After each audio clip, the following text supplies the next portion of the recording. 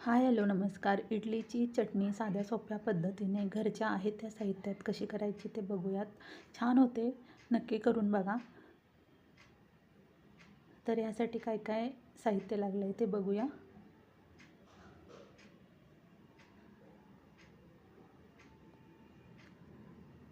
तर इथं 1 वाटी शेंगा, ओलं खोबरं अर्धी वाटी, कोथिंबीर, हिरवी मिरची, लसूण सगळं तेल टाकून भाजून घेतलं किंवा तळून घेतलं आहे आणि ते मिक्सरला छान बारीक वाटून घेतलं. नंतर जिरे, मोहरी, हिंग, 2 लाल मिरच्या, कढीपत्त्याची फोडणी आणि थोडंसं दही घातलं आहे.